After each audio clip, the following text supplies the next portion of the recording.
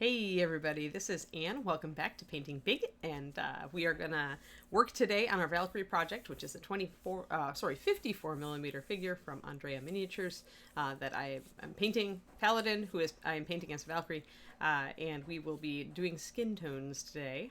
For those of you who are watching on YouTube after this, as I notice I've been getting some YouTube views also. Thank you, welcome. I mostly do this on Twitch, and then I just use YouTube to save the videos for everybody to go watch who can't make them at the time.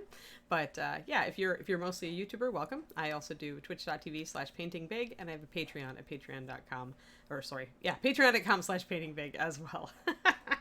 And I'm a bit new to this, in case you can't tell from all the mess ups. And my chat is lighting up now, so let's go to Minicam and say hello to everybody and get going. I'm not pro. I did not have all the buttons all synced and Hey guys, hello mini blue wings from Smaller Sam. The blue wings look good all in a row. It's a happy blue. It's a very happy blue. Hey guys. So yeah, I decided to do a bit more of an intro because I'm getting, people who pop into YouTube who might not even know, like, who we are. So, hey D. Clearman, long time no see. How's the move going? Like, how is the grade? It's probably been hot, either hot or stormy, so I imagine it's been terrible either way. But you looked excited about your new painting studio, so. Let's see here. We're going to set up some colors. I think I'm going to do that and that. And that, even though you can't see the number, but I know it. Almost done moving. Awesome. Exciting. Movers, real official movers come on Friday. Awesome. Well, good. Then you can actually start living in your house, right? That's fantastic. I'm really happy for you. It looked really cool. You'll have to put up pictures on the Discord once you've got your setup set up. All right, guys. So I want to go really saturated with this. By saturation, I mean brightness, vividness. I want to go for skin tones that have no black in them. I don't want to go with a more muted tone. I want to go with a very vibrant.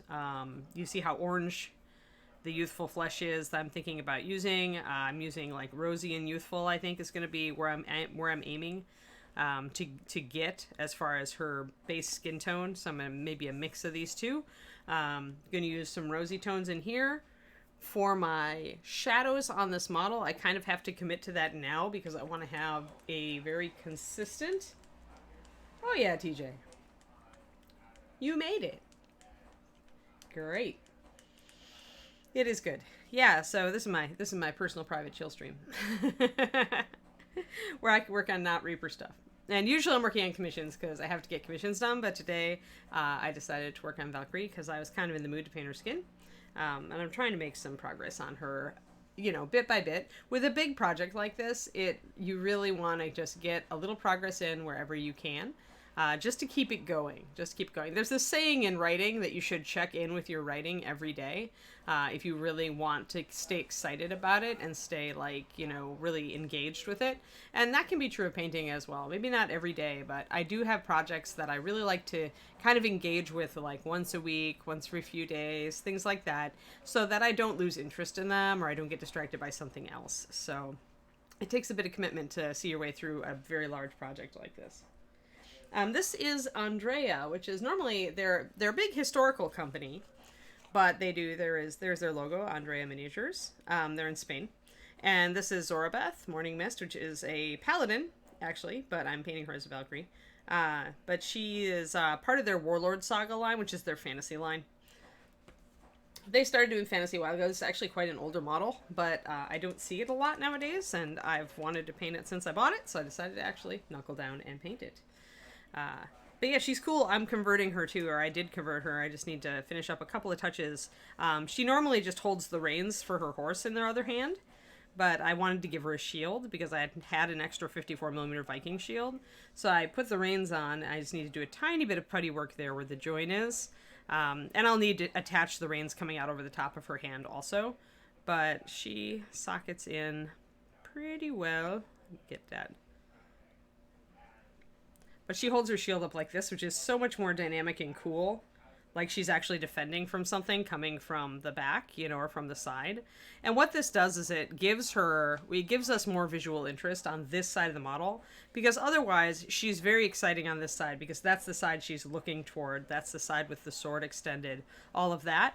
And normally her other side is quite boring. But when you add a shield there, then you can add some freehand and add something decorative. Hello.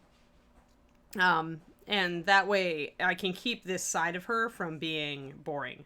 Now, I will need to add a little bit. I was spraying very much zenith from the top and very focused when I was doing my zenith prime on this because I wanted a lot of light right on the front of the model.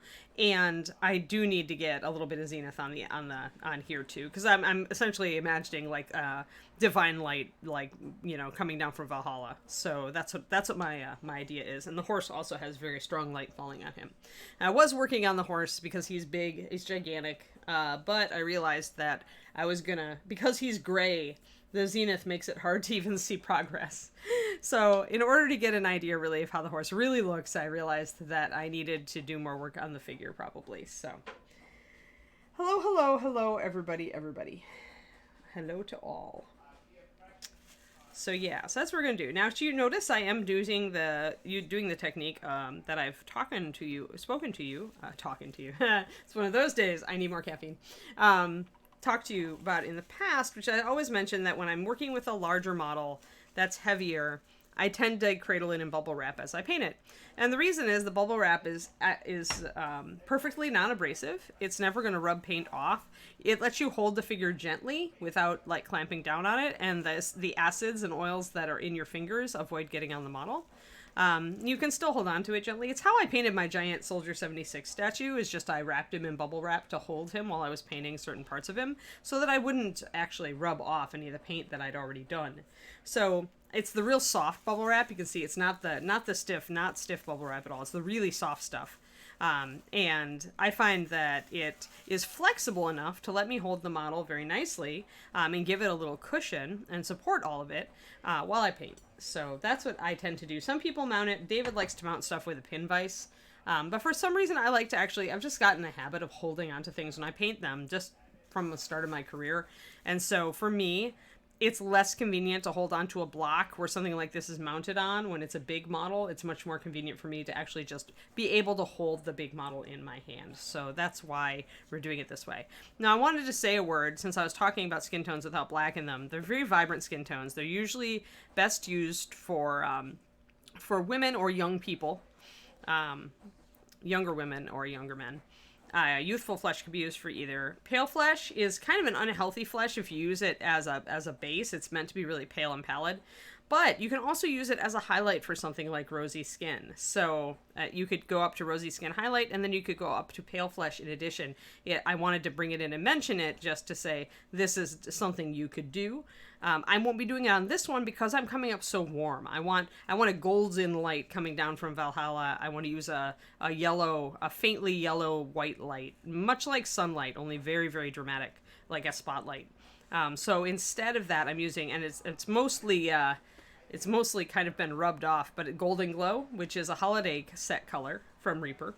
You could also use NMM Gold Highlight, although Golden Glow is more, it has fewer pigments in it, so it's more of a pure yellow. Hey, Trixie, no problem. I don't expect everybody to be on time. It's Twitch. You can come in at any point. That's the beauty of Twitch. And then you can kind of catch up. Yeah, and Scholar is also super pale. Scholar has a slight difference in that I think Scholar does have a touch of black in it. It's not meant to be quite so saturated, Cooves. So there are definitely, I like skin tones. In general, I like to have some skin tones at hand that don't have any black in them, that are very bright, relatively speaking. The exception is tan skin, which does have black in it, but it has other pigments in there to counteract the ashy effect that black usually has. And so tan skin is a pretty lively color that's extremely versatile, which is why I always tell people, if you haven't tried a single skin tone from the MSP line, pick up Tan Skin 9044 from the core line. I still believe it is the best skin tone I've ever done, and I use it all the time. It is my default skin tone. Yeah, exactly. Yeah, tan skin is the best. Tan skin is the best. All right, so I think I'm going to start kind of doing a mix of rosy and youthful, to see if I can get a more balanced, you know, not quite as pink as that, not quite as orange as that. Then I'll probably go up more with Youthful Flesh, and I'll go down with Bright Skin Shadow. Now, you'll notice that my shadows are very dramatic on this model, and I'm going to try to preserve that. After some thought, I actually am going to try to go with blue liner in my shadows, because I want a cold shadow for this. She's in the middle of, like, a forest, you know, by a waterfall, and she's, you know, about to take the soul of a dying warrior. And so she's surrounded by, like, evening forest, essentially. So blue shadows is what I'm thinking. I thought about going with an even more intense blue, like Nightmare Black, but I'm not sure that wouldn't be just too much. I may change my mind on that. We'll see. We'll see. Another color that would be good for this would be the, you know, ubiquitous Black Indigo, although that has a lot of purple in it, and I didn't think I wanted to go there. I'm actually kind of not wanting to go too purple here. I'm thinking dark blue, dark green for a lot of my foliage and stuff. So, yeah, you should, what you might want to do, Coos, is try to mix the two, and then highlight with Scholar. Tan skin is very versatile, so it should stand up to that. There are very few skin tones on the planet you could not mix tan skinned with and get a good result. And that includes even, like, dark skin tones. Alrighty, so let's see.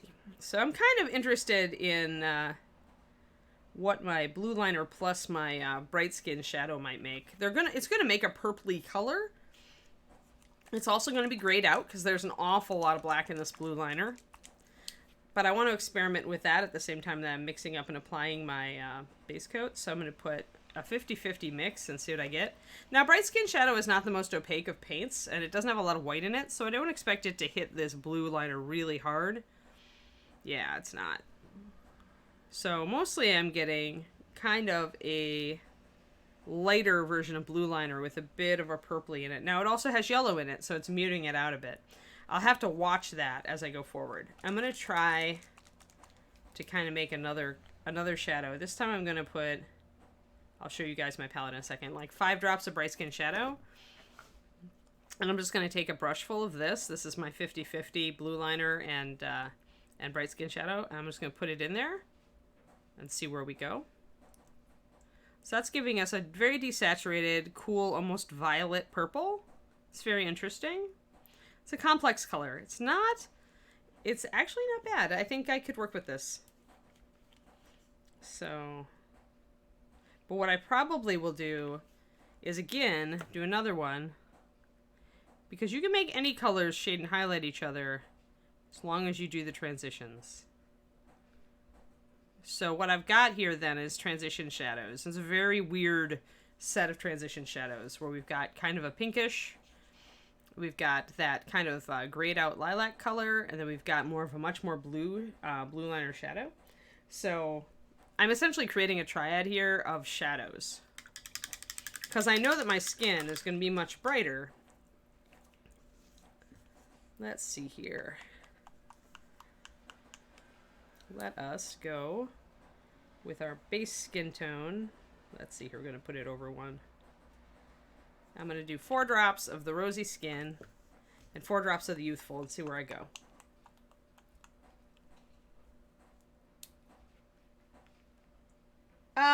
I just would use the mid-tone tan skin. Every color in the tan skin triad is a little bit different.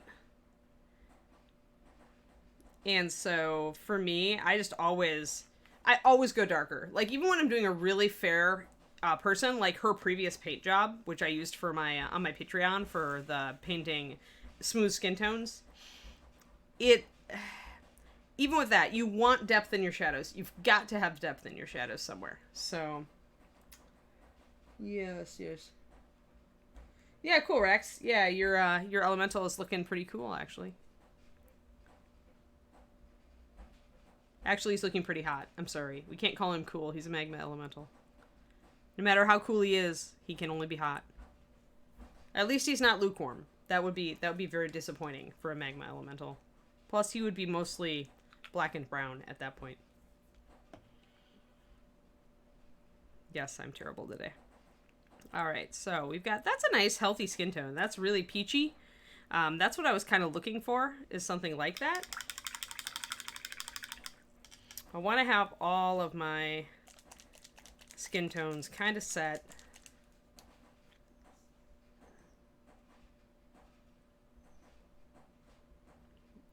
Before I even start, I want to have it all set up. And as I go, I may decide to drop one of these out, or, you know, I may make various decisions about them. I'm going to put one drop of the rosy skin in there this time. And I think just a touch of this. Just a little bit. So what adding rosy skin to this this pink does is it actually makes it cover a little bit better, because rosy skin is based on a very heavy front load of white, and so it will change that. There we go. All right, now we're getting there. I do like this. I'm going to grab a little bit of this and mix it in. So you see what I'm doing is I'm mixing a little bit of every previous step into the new step. And in doing this, I can make them all work together a little bit better. So now you can see the whole gamut that I'm doing, right? Except that we haven't done our highlight color yet. So now, let's just go Youthful Flesh.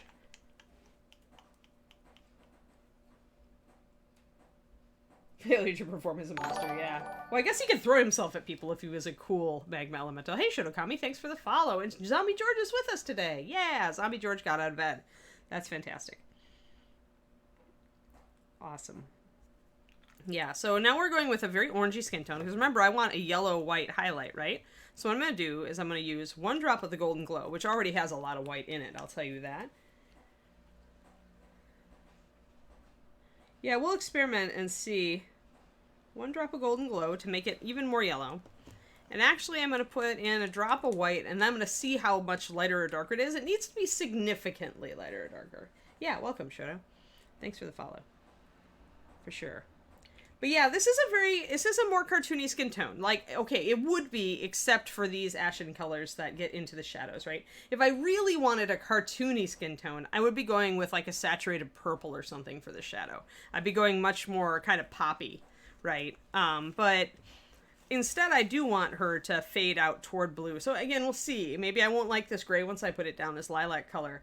But we'll find out, as this is the experiment, the grand experiment. And who knows, I could do this and decide I love it. So now we're going way orange. See how much more golden this is? And yeah, this is a lot of transition colors. This is a lot of transition colors. And I may not need all of it. But I want it all. Mostly, this one is mostly for blush, lips, anywhere that earlobes and noses and stuff that needs to be more pink. So mostly we're skipping to between these two, like we're doing kind of our shadow color is this over that, and we'll see how that works. So from this color up, I'm probably just going to take this straight up, transfer it to a new well with a couple of brushfuls, and add some white. So this is how I'm just like mixing up, planning my transitions, right? And if it works well, I will indeed go through all of these colors on this skin. Which is a lot like I used to paint. This is kind of a callback to my old competition style, where I would generally, I would have like 7 layers of highlighting easily, right? Thank you, Berkeley. Yeah, I mean, what I'm doing is I'm trying to go from very cold and dark, get a logical transition by mixing a little bit of the previous into the prior and all this kind of thing, kind of mixing each one as it goes, and then moving upward toward a very warm color. And if you look at some, there's some stuff in, what's that art catalog that comes out like once a year that's big and has like some of the best new fantasy art in it? Darn it, I can't remember. You guys know what I mean, right? Big art magazine full of awesome art.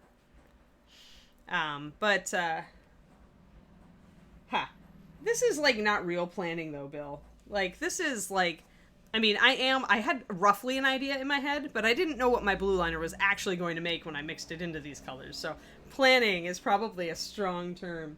No, it's not a comic one. It's just a, crap. Darn it. Spectrum? Is it Spectrum? Are those the big? I think it's like Spectrum Annual or something.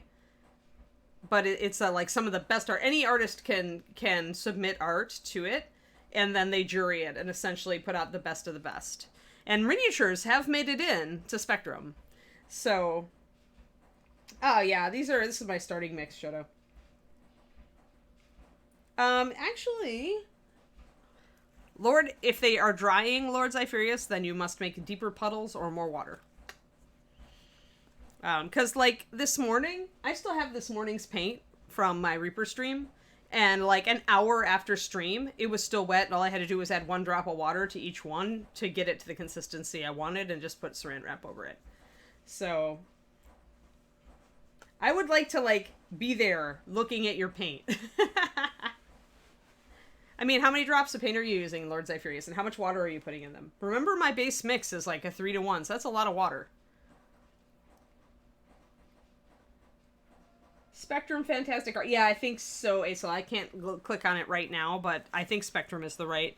But it's like, it's just a, I can't remember if it's annual, biannual, or what, but for a while there, it was the holy grail of every fantasy artist to get a piece into Spectrum. And I think it might still be. I should ask my friend Rhea, because she's a comic book artist who tried for years to get in. Just because it's a feather in your cap. Yeah. Yeah, I just use tap water. I mean, it depends. What I tell other people, Shotakami, is it depends on what area of the country you're in. Some water is really like heavy. Like, my parents had a lot of minerals in their water because they had well water. So for them, you could possibly, for something like that, you might want to use just spring water, distilled water, whatever you want to do. But Master Series paint's really made to be thin with water.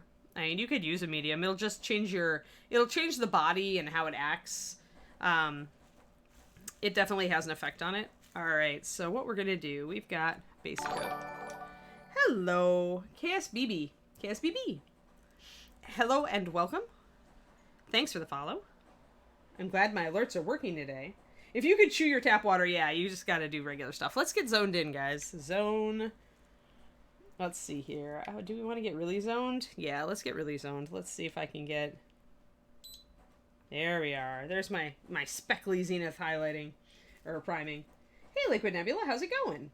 Hey, and we're almost up to 40 viewers. That's fantastic. Yeah, I use between 4 and 6 drops of paint, and then I'm going 3-to-1. So usually I'm adding 2 drops, usually 2 drops of water on top of that. So I end up with 6 to 8 drops of fluid in each well, and sometimes it gets to be more, depending on what I'm doing. So... All right, do I want to start this light or do I want to start with this kind of beige color? I think I want to start with actually what I'm going to start with is this color, because with skin tones, often I like to start with a shadow. So let me see how much paint I've got in here. Yeah, this is all right. It's a good consistency. 3-to-1 is a decent base coat consistency. I might have to touch it up. Although if I want the zenith, remember, depends on how you're doing this, right? Because if you want the zenith to show through decisively, you need to paint more with glazes instead of painting straight up. So I'm going to try this. I'm going to throw paint on this and see how much I can see through it. Since this uses bright skin shadow, I'm not too worried, but I might need to go in. Yeah, I can see my highlights and shadows a bit. Just a little bit. Thanks, Rex, for the tiny cheer. Yay, tiny cheer. Let's grab our kind of ballooned out. I'm actually gonna work in that violet right away. That gray color that I was looking at. So see, block in. Oh wow, Sky Daddy. Sky Daddy with the Raid of Doom. Holy wow, thanks guys. I just started doing this awesome model. Wow, I feel bad now because I don't have anything like super sexy under the camera. Welcome for coming. Thank you. Hey guys, I'm a miniature painter and Sky Daddy is awesome and I watch her stream a lot. Today we're actually painting, we're starting on my Valkyrie project. Hey, this is Lovecraft. Thanks for the follow. Thank you all. Welcome. This is gonna really help bump my Twitch numbers. Thank you so much, Sky Daddy. She knows I'm trying to grow. I'm a relative newbie, guys. Welcome, Crichton. Thank you for the follow. What I do is I paint miniatures. I have been a miniature painter for decades, literally. I paint for Reaper Miniatures usually. I've worked for them for about 17 years, but now I work remotely. Thanks, Wolfpack. Wolfpack Matt. Thank you for the follow. This is my own stream, and I do apart from Reaper, because I find Twitch really fun. So, my name is Anne. And, yeah, thank you, Big Bad Wolf. Lots of wolves. Yeah, so okay, so this is a Zenith Prime. That's what this technique is. Here, let me show you guys some of the stuff that I worked on recently. So you know I'm not just a hack who only primes models. So this is Snake Lady. Thanks, Soya Cat. Thank you for the follow. So we're working on her base. The green stuff is actually an epoxy putty that we're sculpting rocks, and we're going to do a waterfall. So this is Snake Lady. I do actually, unfortunately, fix my toaster. I actually worked for GW once upon a time. I still have an Eldar army. But yeah, I actually just mailed out a couple commissions, so I can't show you my Games Workshop models, but yes, I do paint Games Workshop. I have, my boyfriend and I both have a bunch of GW stuff, so thank you, Fix My Toaster, for the follow. So yeah, so this is, as you can see, she's about a 30mm, 35mm model. Thank you, Real D Pooley. Thanks for the follow. So yeah, we've been painting her with a lighting effect where it's kind of a cool violet rebound on in the other lighting, and then the warm from the fire up above. So yeah, totally. Yeah, I do Eldar. I've actually done all sorts of stuff because I worked for them. You know, I've had several armies over the years. I started with Dark Eldar, and they were way too squishy. And so I went Tyranids, and I love my Tyranid army. Thank you, Toothless. Thank you for all the follows. I'm trying to keep up with everybody. It's super fun. But yeah, so I went to Tyranids. I love Tyranids, but 120 Gaunts defeated me completely. And then, Pucktoy, thank you for the follow. So yeah. Oh yeah, okay, yeah. Yeah, I still do. I mean, both my boyfriend and I were both planning to go to Golden Demon painting competition this year at Adepticon until, you know, COVID came along and killed our con schedule. Thank you, Metal Demon. Thank you for the follow. But yeah, I actually was thinking about painting some Golden Demon stuff on here because I've got a, oh gosh, now I've lost Stormcast. I've got a Stormcast dude, a mounted one that I want to do. Zach of All Trades, thank you for the follow. So it actually helps me to paint on stream. It actually makes me get things done, and it helps me to work on my projects. And it helps me actually to talk through my decision process on a lot of this stuff. Like now, like I was setting up a bunch of colors for skin tones. Thank you, Fix My Toaster, for the sub. Wow. Fantastic. Yeah, that's great.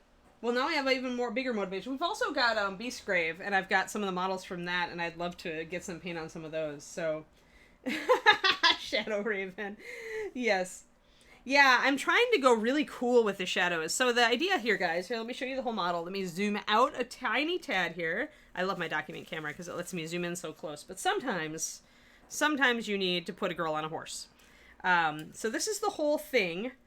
So she's got this big war horse. So she's a Valkyrie. Some of Dan's rating's pretty okay. I mean, I think did Dan do the, Eisenhorn trilogy? So, I think, yeah, tan skin is a really good color. But, so what I'm doing is a dramatic light source effect. So that's why I've got this dramatic priming where I did the black and then I did the white over the top, because it's going to remind me where my dramatic shadows and highlights should go. And eventually you cover it over. But if you paint, if you paint with an eye toward it, you can still see it in the first layers, and it can help you remember to make your shadows more dramatic and to keep your highlights really popped. So that's what we're doing. And she actually has, I was showing people, she used to just hold the reins in her other hand, but I gave her a shield. So now she's, like, holding it up to, like, defend as she's, like, trying to strike down this other guy. But the story is that she's coming down from Valhalla to rescue the soul of a Viking warrior. So I've got a figure that I'm doing as a dead guy, or an almost dead guy. It'll be a whole diorama when it's done. And I've been working on it a little bit here and there on my stream. Because this is just, like, a competition model for me. Like, I'd probably enter it at ReaperCon or Gen Con, or World Expo when it's done. It's just a model I've wanted to paint for so long, and so I came up with a story and started building a little bit of a base, and it'll have a fancy big base with a water effect, and all the crazy things you do when you want to just go all out on a figure. It is a gigantic metal figure. It is quite old. It's at least a decade old, so it is a giant metal horse that I had to, like, putty the heck out of to get it to go smooth. But yeah, so it's fantastic. The model, actually, for anybody who cares, they still put it out, is Andrea Miniatures. It's a Spanish miniatures company. They mostly do historicals, but then they have put out some fantasy models under their Warlord Saga brand. So, and this is a 54 millimeter, as you can see. She's quite big. So yes, welcome, welcome, welcome. Thank you for all the follows. Thank you for the sub. Wow, M Fontana for 2 months. Thank you. You guys are so awesome. So yeah, so what I'm doing now, and I'm holding her in bubble wrap. And this is what I find it useful for heavy models, big models, and metal models. And the reason is that they're more prone to rub off paint and primer. And so the bubble wrap is totally non-abrasive. It's not going to rub, it doesn't have a gritty surface at all. And it's also the really soft bubble wrap, so I can crumple it up and stuff. And that means that I can hold onto the model pretty firmly without putting undue pressure on it or rubbing off paint. And especially for bigger models, where even just resting in your hand, like dragons, is going to rub paint off if it's metal. So, howdy, Infantana. I see washes as they're a tool, Fix My Toaster, right? Like, it's not a shortcut to layering. I think that washes are really useful, and even contrast paints. If you did this sort of thing, the zenith highlighting, and then you did contrast paints, yeah, it's a good shortcut. You can get a really nice effect, especially if you put in like a final highlight. You can get a nice effect on a gaming model, and if I have to paint another big army, it's probably what I'll do. But washes for me are more work than they're worth most of the time, because what I find is that if I put a wash down... Oh, thank you, Nerd House. Thanks for the follow. I just ordered something from you. I ordered one of the ritual casting pieces from you, Nerd House. So thank you for being in the USA and making those available on your store. And I can't wait to get her. I ordered the Viking, the she-wolf. She'll be fun to paint. She's going to be a big one. I've been buying way too many pretty minis lately, guys. So yeah, so washes can be a really good tool. Yeah, but I find that what I found, and I found this really early when I was painting my first army, is that the wash would dirty up the surface a little bit too much for me, and I'd have to go back in with my base coat, and it would take a lot of time, and yet washes were supposed to save me time. So essentially I just started layering up from my shadow a lot, and that seemed to not take any more time, and I liked the results better. So that's how I ended up going. So all right, let's get close again. Let's get real close. I love my document cam because I can get real close so you guys can see all my mistakes and all my good stuff. There we go. All right.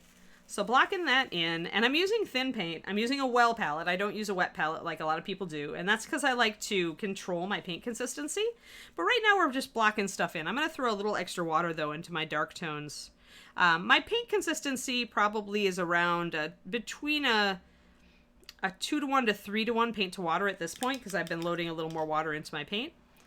I want my paints thin so that I can make them kind of blend translucently. If you want to do a smooth blend and you're putting a wet paint over a dry paint, you usually have to thin it a fair amount. And the darker it is, the less you need to thin to get that nice smooth blend, because darker paints naturally tend to be more transparent. But the lighter you get, the more white in the paint, the more opaque it gets. And so then you have to fight a lot more, you have to thin it a lot more. So I'm actually putting in some pretty dark shadows on her face, and I'm going to see how those play over time. The problem with doing that with a younger female is that you can get into trouble if she can really start looking old. So you kind of have to play with these, and I'm wet blending actually here now, where I laid down the color, it's still wet, I'm not waiting for it to dry, I'm actually bringing in more of my pinkish skin tone to kind of knock it down. I want to keep an eye. I want it dark under the eye there. I don't mind if her lips are dark. She's a Valkyrie. She's an otherworldly creature. So we just got a Wapple raid. We just got a more than... Wow. And we've got a podcast raid. Holy wow. Oh, it's a Kathy raid. Oh, hi. More than dices. I love your podcast name, Kathy. Awesome. Let's see here. Do I mix paints much to expand my palette? Well, actually, Fix My Toaster. I guess this is, I didn't mention. The thing that I did for Reaper for 17 years was that I made their paint line. So the Master Series paint line that I'm using right now, I created this.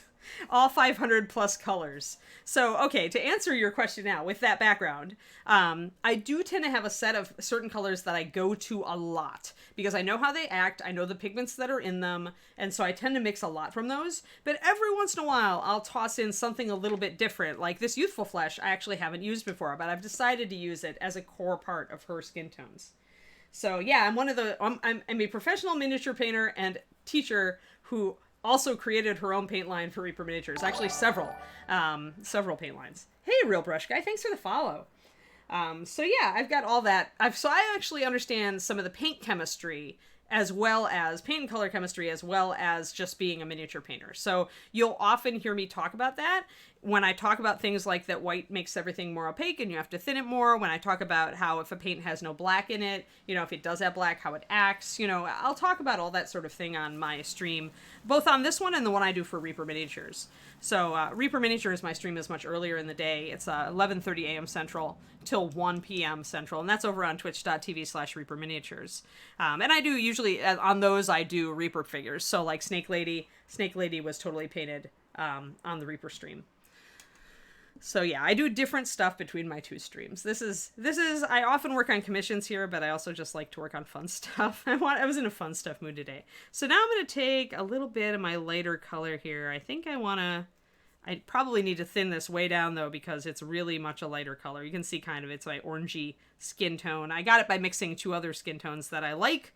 One of them was too pinkish and one of them was too orange, so I wanted something peachy. Oh, good! I'm so glad you like them, Nerd House. Fantastic. Sweet. I'm glad you... see, that makes my day, because having spent 15 years making a paint line, and kind of... Fordfish, thank you for the follow. And kind of, that's your legacy, right? This is my legacy that I've left to the painting community that I've loved for so long. And so I love hearing that from just random people that they love the paint, because it tells me that I made something good, right? Because Master Series isn't your average paint line, right? It acts quite differently from a lot of miniature paints on the market right now. And I made it with a purpose that was slightly different, so that's why. The chemistry is all different. All right. Oh, yay, clears. Yes, I know, Kathy. You and James with the clears. James is all oil all the time lately, though. Like, I'm getting geared up to try some oils myself. Okay, so ratio here this is probably going to be about a 2-to-1 at this point for this really pale color. I can still see that it's, and even then, like, I don't have anything to try this on, or I'd show you. Well, I guess I could try it on my fingernail, but it's still going to leave like a really, like a heavy brush stroke. Thank you, Kathy, for the follow. So see, you can still, this is like streaky. If you put this down and try to blend with it, you can see that you could see your brush stroke, right? So in actuality, if I want this to blend well, I should put even more water in it. In fact, it probably would easily go to a 1-to-1 paint to water before it started to blend a little bit better. Yes, Painting Big on Instagram. Fix my toaster. And I've started to post, I posted a bunch of stuff when I started my Instagram, fell off it for a while, and now I'm getting back into it. So yes. But you can see some GW stuff on there, because I painted the Lehman Russ. I painted the Forge World Lehman Russ for a client, and my pictures of him and his wolves are on there. And that was a fun paint job. That was a long paint job, but it was super fun.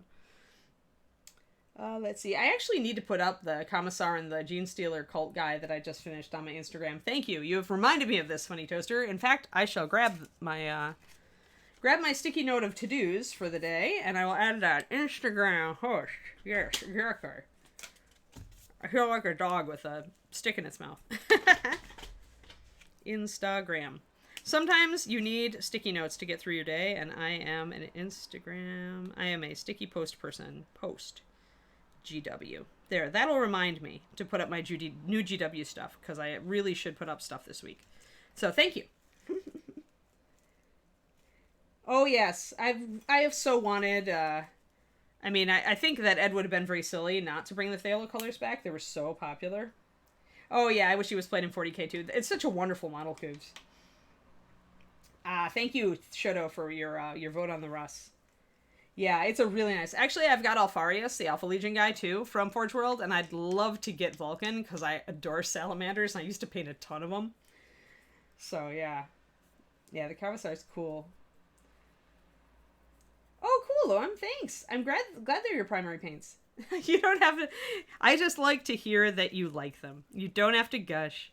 You just have to say, hey, Anne, I really like your paint. And that makes me have a warm happy for the day. So, yeah, so... If I do block in this paint right now, it is going to be very thick still. Like, I cannot blend with this. I'm going to see brush strokes. You guys can see. It's very, very brush strokey. So even though this is thinned so much, it's almost filling up the well at this point, I still need to throw more water in it if I want it to blend. It's just the nature of the thing. Now this up here, This would be kind of pinkish anyway. See, and this one's still very thick too. See, you don't get the blend. So I'm not too concerned with that because I can come back and make it blend. But just to show you, to give you an idea. So that's why these brushes with the very fine tips are so good with mini painting. And you notice I'm using a big brush, but if you look at the tip, it's super fine. And that's the key here, is no matter what brush you use, try to go for the brush with a really, really good tip. I wanted a blushy color there, so I'm actually going to thin down some of my pink color here. It gets to the point where I can just give you a guesstimate of how much water I've added. Thank you, Nosferatu. Nosferatu. Oh, Nosferatu. I get it. Okay. Sorry, I'm a bit slow. But that's a fantastic name. Thank you for the follow. So it gets to the point where, like, if you ask me what ratio I've got, I'm going to say, but at this point, when my wells are starting to get pretty full, I'm going to say it's about a 1-to-1, or it's approaching between a 2-to-1, 1-to-1 paint to water. That's a lot of water in the paint. Now, what you're going to notice with MSP, with my Master Series paint, is that also, even though I'm loading all this water into it, it's not separating. And that's key. That is actually paint chemistry. All of our paints have flow improver added to them. And they also have, when I chose how to make these, when I chose the bases for them, I chose a base that would stay in solution a lot better as well. So, all right, gotta jump in. Oh, yep. Have fun, Kathy. Thank you. Oh, you want Lionel Johnson? Do they make a Lionel model? Maybe I just haven't seen it. Yeah, sticky note, make a socials bot command. Oh, yes, socials bot. I should get my awesome boyfriend / Twitch manager. Socials bot command. Thank you. I actually am new enough at this that anybody who has suggestions, I will put them on my happy little sticky note, and I will get to them at some point. Usually pretty soon. With that sort of thing, it's easy to just tackle that on a weekend. Here, let me cap my pen before it dies. There we go. All right. Aha. Back to this. Taking notes. Okay. Oh, he's upcoming. They previewed him. I'll have to go look for Lionel. Yeah. I used to paint a lot of Dark Angels too. Mostly I was painting for eBay, and they're always a very popular army. So they're always a good one.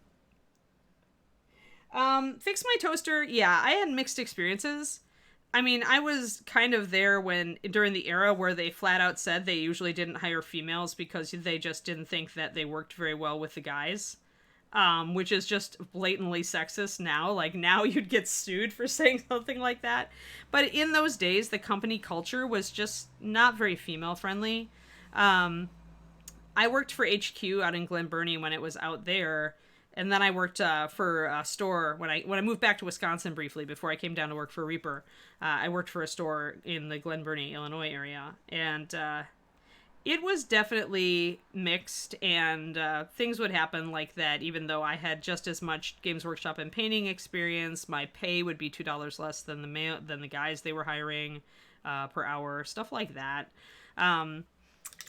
So it was very much there, but in the interim, the company has taken a lot of steps with their new CEO to kind of flush some of that, I think, toxic culture. And they've definitely refound their sense of humor, which is nice. And they seem to finally get the community, because there's their new CEO who took over a few years back. He worked his way up from being a game store manager, guys. So he knows, he understands the community in a way that the previous leadership, I think, really didn't. I think it really shows by the way the company presents itself these days. So although I did not have a great experience with GW, in fact, I left them to go to Reaper. I have to say that I like the new stance for the company has, and I don't mind spending money on their things anymore. And sometimes they really nail the market, like these the contrast paints. Great call. And GW is one of the only companies who could have put those out, because it's definitely a different paint technology. It's not one you'd just be able to pick up off the street. You'd have to have it custom mixed. So the fact that they turn enough profit to essentially be able to work with a paint company and do that, because even Reaper didn't mix its bases from the ground up. We would have had to have a huge huge mixer, and it would have been kind of crazy, and a paint chemist on staff and stuff like that. So yeah, GW. Let's see here. Hold on, gotta catch up with you guys. Yeah, I love to talk technical on the paint. Sometimes I think I do it too much. Yes, it was terrible. Yeah, Kirby couldn't have been kicked out fast enough. Sorry. Do you guys want to hear my favorite GW story? That's really kind of sad. So Kirby was our old CEO in America, and I was working at headquarters. And there was one day I'd just come in to paint at the battle bunker, and somebody came in and came up to the counter and said to the cashier, I don't know if you know, but there's two bums out in your parking lot, right? Like, you don't want to have this, out in your parking lot, just so you know. And you look out the window, it was actually Kirby and some other guy, one of his friends. And they were just dressed so slovenly that the guy thought they were homeless people. And so it was just like, that's kind of my favorite, like, wince-worthy GW story. Yeah, pretty much, Al Capone. You've got it. Oh, gotta go. Have fun. Yes, get on your stream. Have fun. More streams. Yeah. I mean, we pick up right now. I just cherry pick the models I like. Yeah. From GW. So, like, when I was shopping for Golden Demon minis, I bought a few things to kind of kit bash together, and I still really want to do a big conversion on my Eldar Wraith Knight. I do love that model. It's just so sweet. So I'm going to start bringing up some pink tones here in the cheeks, because you don't find blush up next to the eye. The area under the eye in women is actually normal skin color, and it's where a lot of highlights hit. And those highlights go up all the way toward the inner corner of the eye next to the nose. You've got this shadow down the side of the nose, but then your highlight goes right up here. And this is where having a really fine brush comes in. Now, I've got thicker paint still, and I'm seeing that line, but that's all right. I have plenty of time to blend it in, and my paint is so thin that I'm not going to lose detail by layering it up. So I am going to thin my really pale yellow color here, though. That's my high highlight. I want to be able to bring that in.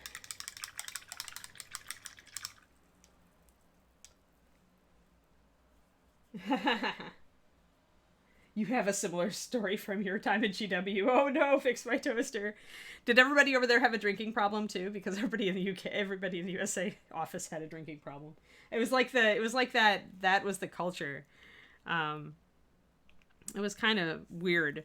The other great thing about the Glen Burnie headquarters was that the closest bar, the bar that GW kind of adopted as its after-work bar, was a biker bar. So if you can imagine Games Workshop nerds mixed with bikers at a bar playing country music, you have nailed the after-work socialization at GW in Glen Burnie.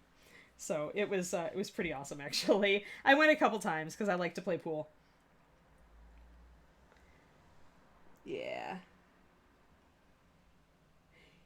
Yeah, the Wraith Knight is definitely pricey, but I feel like I kind of get my money's worth on that one, because as you say, the sprues are great, right? It's so posable. There's so much to it. I feel like at least if I'm gonna pay $120 for a model, at least it's not a snap together, like super easy 5-piece. It's actually got a lot of intricacy to it, a lot of posability. I like that a lot. So we are going to work with our blush color, and we're going to blend in a little bit of this stuff. A lot of what I'm doing is going to be pretty slow. I mean, this is a competition level mini, so unlike a game model where I would be going a lot faster and I would probably doing a lot of glazes and spot highlighting, here I want to go slow and make sure that I'm bringing my light up correct, and I'm spending my time, that my blends are smooth. That I just lost my shadow there, so I have to re-put it in. The nice thing about working with really thin paint, though, is that you're never going to cover up detail. I could repaint this face like 6 times, and I still probably wouldn't lose much detail, to be honest. All right, let's see here.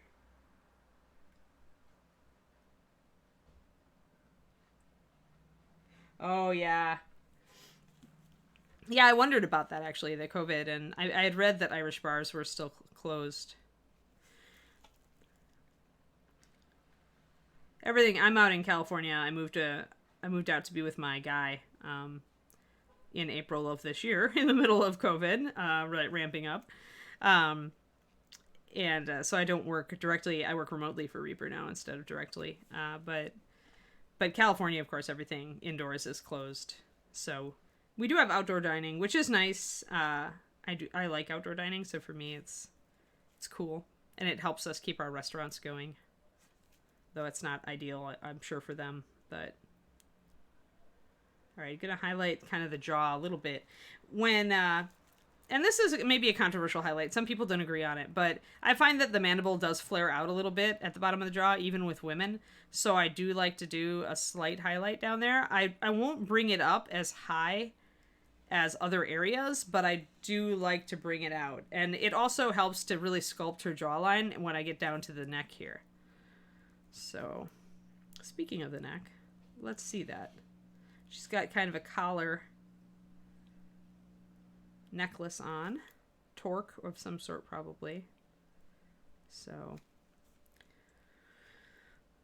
just going to block in some of this shadow area down here, and some of it's going to be light and some of it's going to be dark.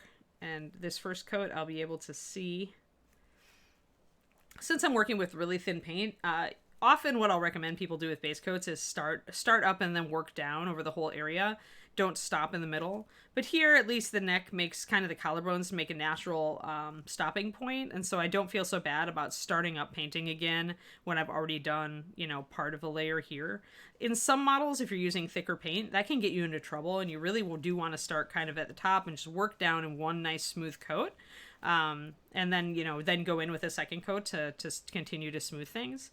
But with this model, I feel like I can play around a little bit with that. It's not as hard when I've got the nice collarbones here to work with. So I'm bringing in my shadows because I want to remind myself, while I can still see that under primer, I want to remind myself that there's a very dramatic shadow under her face there. All right, let's see here.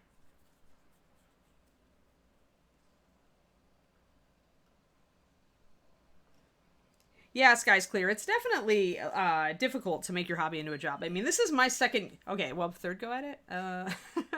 So I used to work at a game store, so my hobby was my job after college.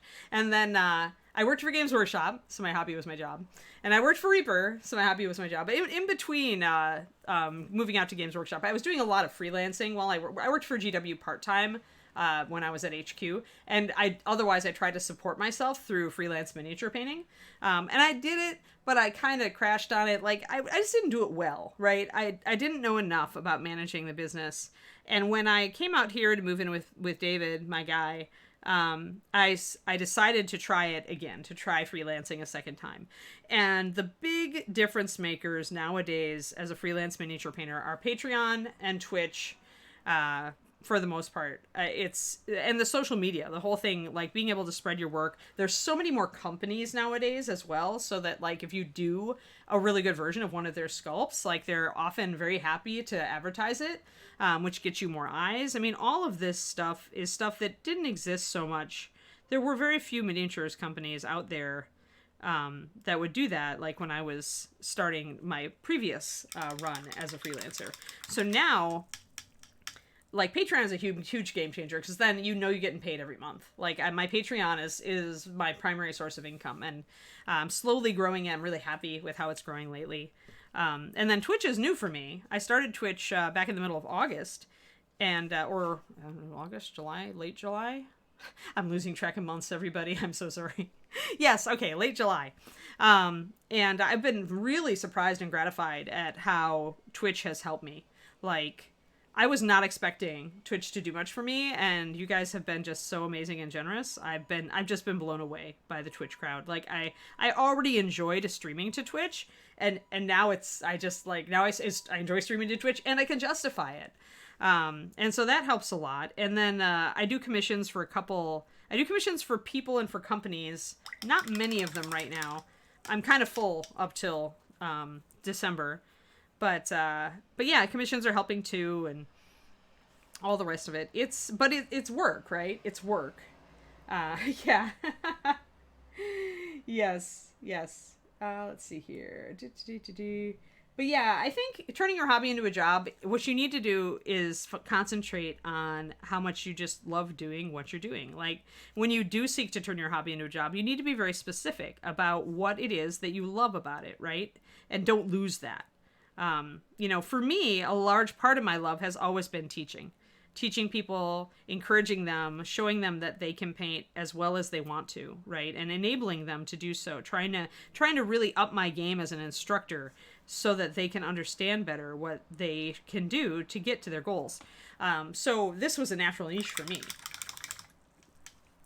One thin coat, two thin coats, Lord Zyphurius. I'm a Duncan does not. I know when I briefly met him, he just didn't at that time understand what he'd done for the hobby. But the man has done so much for the hobby. I mean, I'm divorced. My ex-husband, when I started, when we got started dating, got married, he could do a base coat. Like that's all he could do.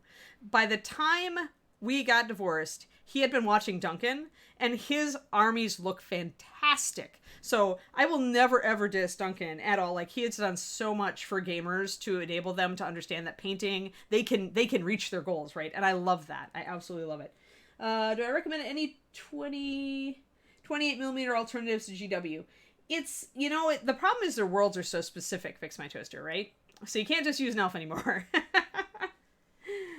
Oh, thanks for the Patreon, Scry Guy. Thanks for the Patreon link. Yes, guys, clear. That's the goal. Is I would like to do partner, and there isn't a lot that partner offers that I'd like be all about. Except I really do like the idea of being able to do streams that I can just invite my followers and subs to, and that's something you can't do till you're partner. So that part of partner, I really actually am interested in because I think that would be fun, just to be able to do a private stream for people, just a fun one. Maybe take requests, stuff like that.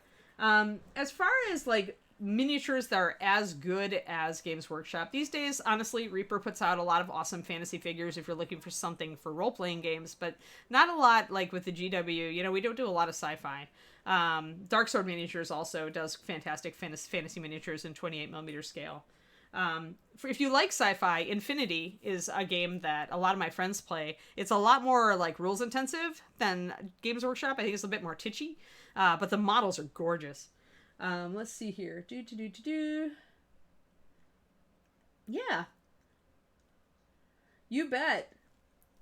Thanks. Yeah. Absolutely.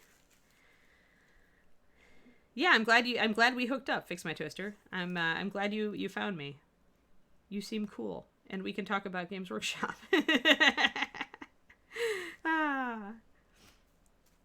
Man, when I was working for them, there were days when I was just acid was running out of my mouth. I used to hang out with Jennifer Haley a lot. I would go pick her up in Chicago, and we'd go out to Paint Club. And I was working at the Chicago Games Workshop store at the time, and she probably just the air turned blue. I'm glad they've improved though. Like I really like it when miniatures companies understand that the more of us there are in the hobby, and the more the more we spread the miniatures love, like the more it benefits everybody. Like it's not GW used to be the everybody else was an evil empire, and now they're trying to help the hobby as a whole. And I like that. So let me see if I can slide my palette out of frame and see if I can get her. She still looks a little pale on camera. She's more rosy in person. Let me see. Yeah, that's a little bit better. Sometimes I love the document cam because it gets close, but sometimes if there's a lot of white still in the frame, it'll bleach out a little bit. So she actually is a little bit more intense here. I mean, you can see pretty much how vibrant my color scheme is. Although over the primer, it does definitely add a shadow. Let's see. I'm trying to catch up here, everybody. Oh, TJ, that's Duncan. He's like big into GW. He was their painter doing all of their tutorials on their personal channels. Hold on. Gotta catch up. Oh yeah, Corvus Belli. Yep. Absolutely. Co-streaming is fun.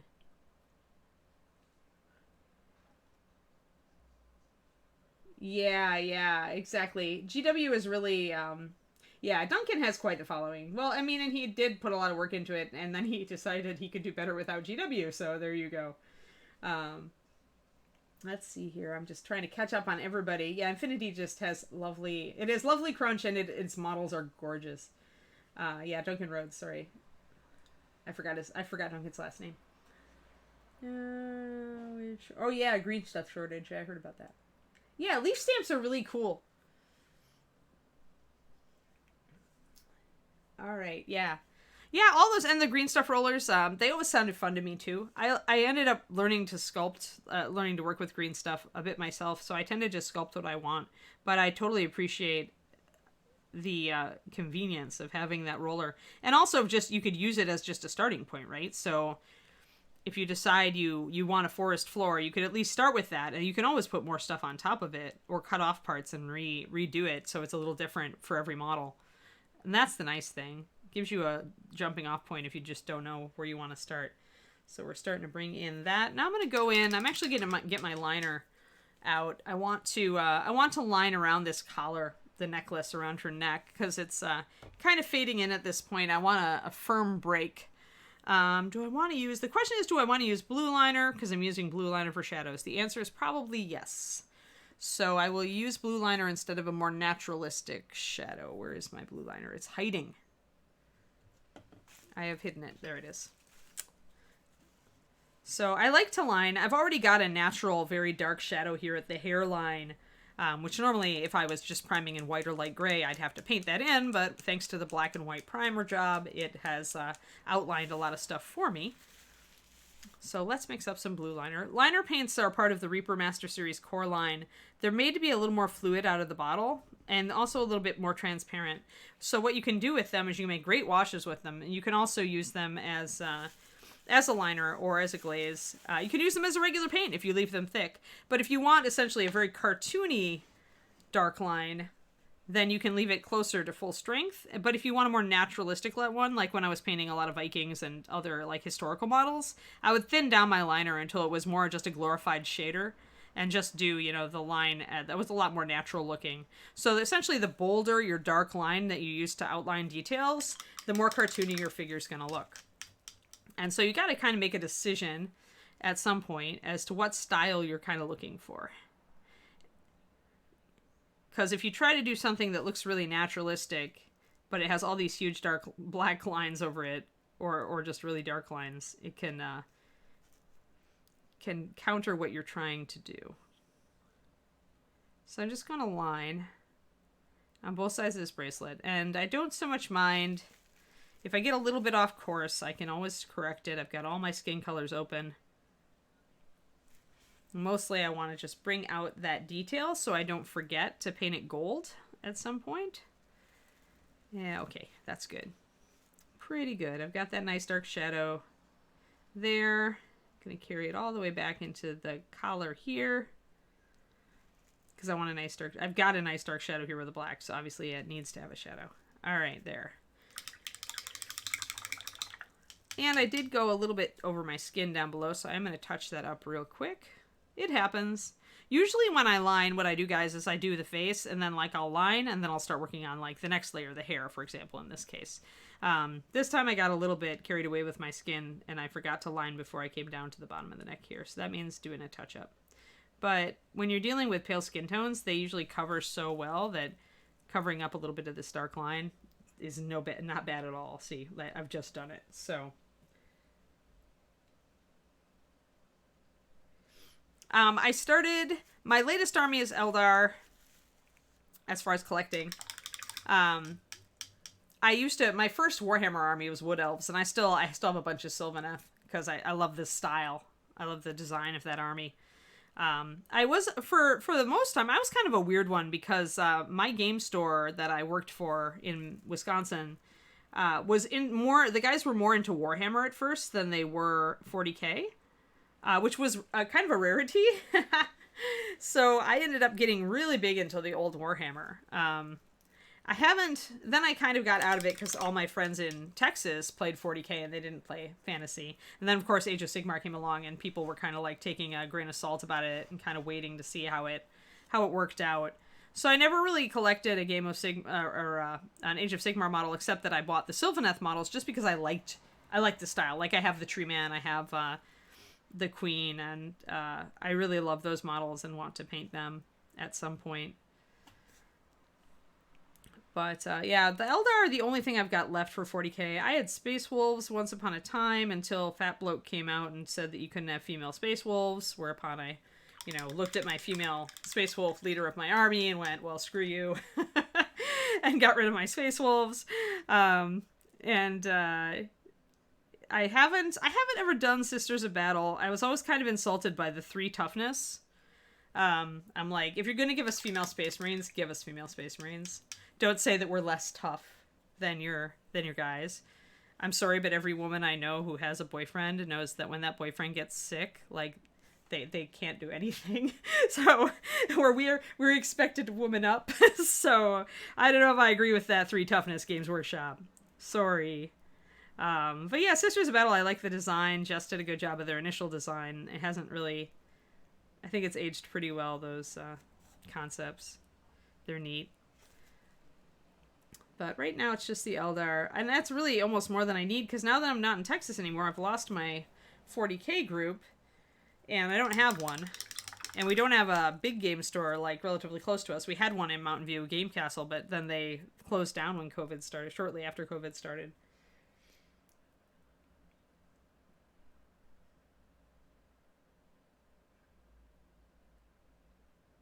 Oh, yeah. Okay, thanks for fielding that, El Capone. Nosferatu, I apologize. I missed your earlier question. Yeah, clears and liners are solid starts. Kathy Walpole could tell you that, too. Yeah, and then, I mean, the triads are kind of training wheels for core. So it's every triad has a mid-tone highlight and shadow, and most of them do. Some of them are just like colors. Like there's a triad of liners, of different liners. There's a triad of different off-whites. But a lot of the triads are mid-tone highlight shadow, so that if you don't know how to mix, you're intimidated by mixing, or you don't want to learn it just now, you have an easy way to do it. But in reality, if you don't mind mixing paint, picking up the clears and the liners and then just some colors that you like is a great way to go about it, and what I would really recommend. If you must pick up, like if you want to pick up a big paint set, the Bones line, the first 54 colors, is probably, I think, my best thing that I did in paint design. Let's see. Yeah, Palomino Gold is close to a clear bright. When Bones 5 Kickstarter colors come out, Oxide Yellow or Yellow Oxide, whatever they ended up calling it, is essentially a more saturated, more highly pigmented version of Palomino Gold, and it's essentially a clear bright. It's a clear. It's like a Chimera color. Hey, Tomajin, thank you for following. I hope I didn't brutalize your name.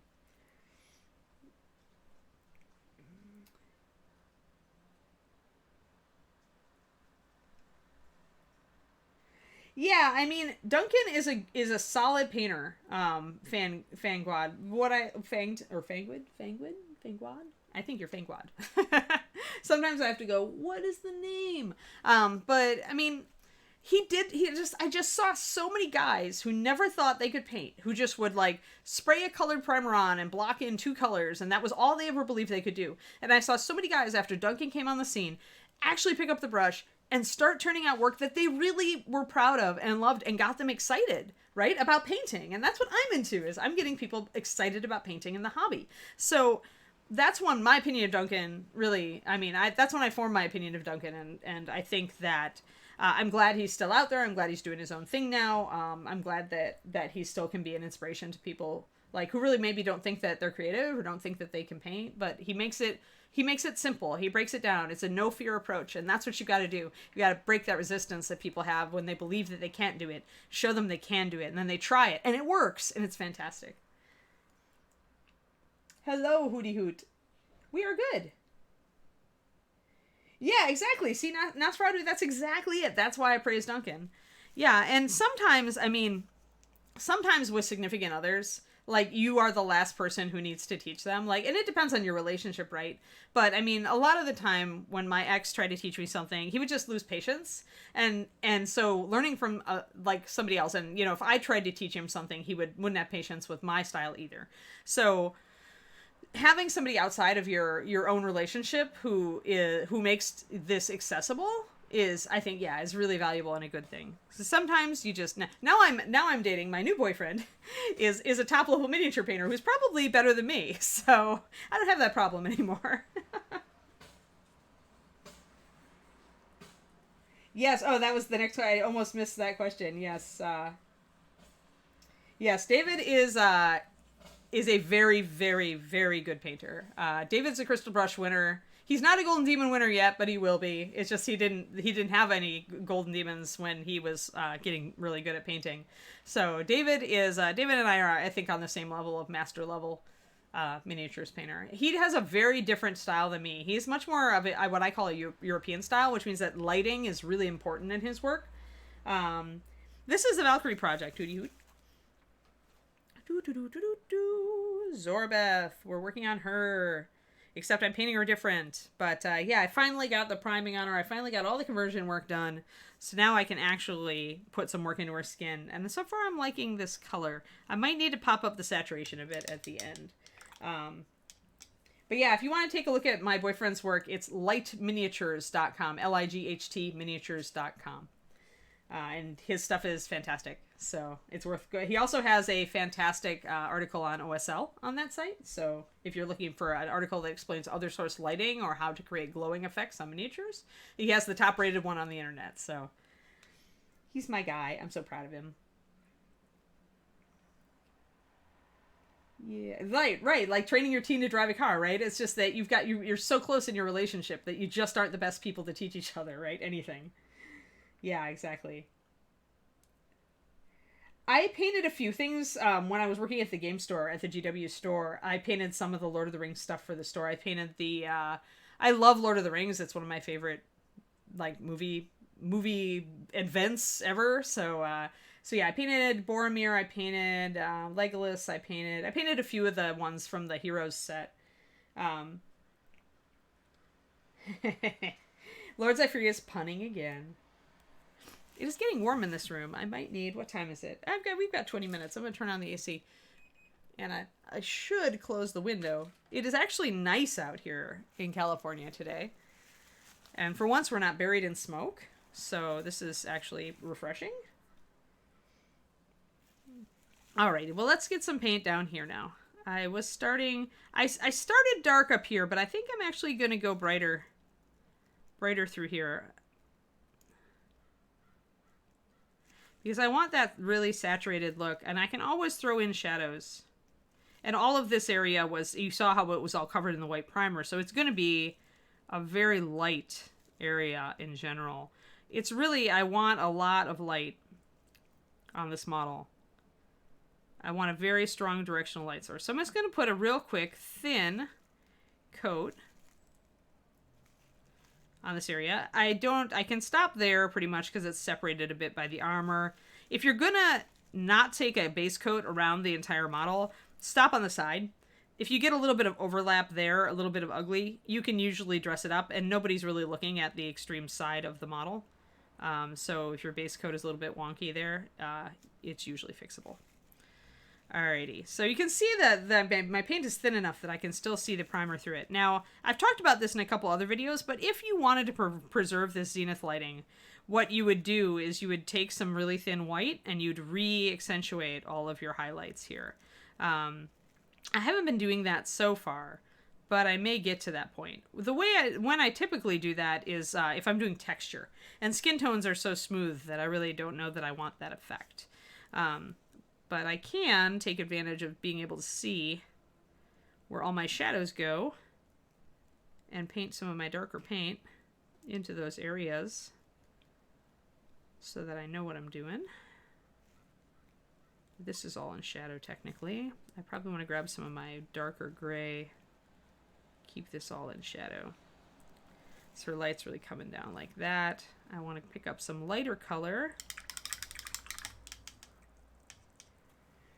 Actually, we've been using just a standard like Krylon Rust-Oleum 2x black primer for the black, but for the overspray, it's Games Workshop White gives you the best zenith effect. I think this one is actually Tamiya Fine Surface, which is my other choice. I noticed it was the end of the can, which is why I got this spot here.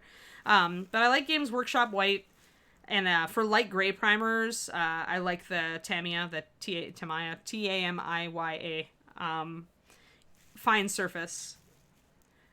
These days I'm doing a lot of zenith because I'm getting to like the effect that I can get. I always had a problem, both as a 2D artist and as a miniature painter, in not embracing like really dramatic lighting. Like I wasn't brave enough with my shadows.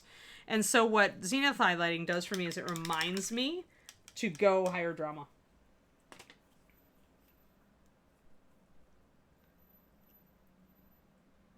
Yeah, we had some rain this morning. I was thrilled. I love rainy days, so. Yeah, Tamiya also has awesome plastic cement. Yeah. I really like their primers. Tamiya Fine Surface is the only primer I have ever used that has never fuzzed in humidity for me.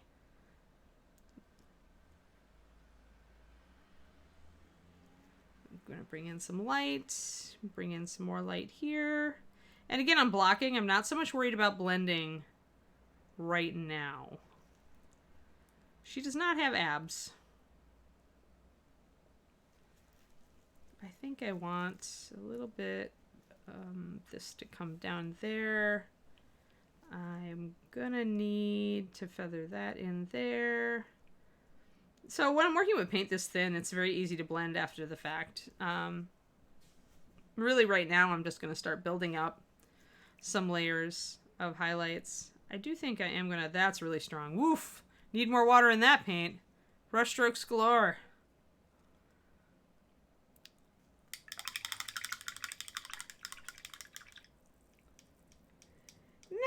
I haven't really. Thanks, Grumbledrum. Thanks for the follow.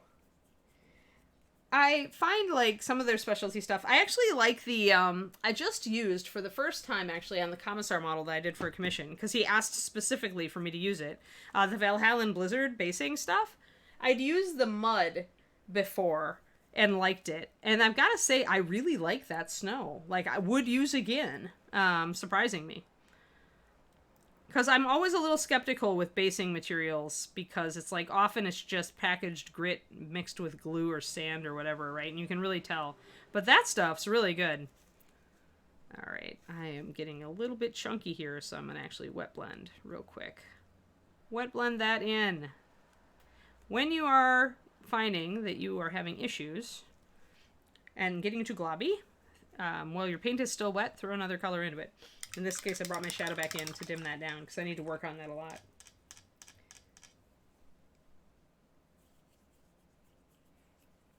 Nurgle's Rot.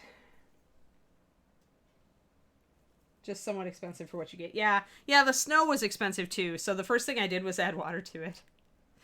The GW are notorious, and I heard this story when I was at Games Workshop, and I do not know if it is true or not, but I heard that when they were first designing their paint pots, they deliberately went for paint pots because it would make their paint dry out faster, and thus people would have to buy more. So this may or may not be true. However, what I do when I'm dealing with a Games Workshop paint in a paint pot is I put water in it right away. And if you periodically add water to it, it will stay good. All right, we got a lot of nice light falling down there. That's good. I'm liking that so far. It'll be better once I add my colors in here. I think I was considering going with a blue. I was still thinking about her accent colors, but I was thinking I was going for a blue and gold with her, I think.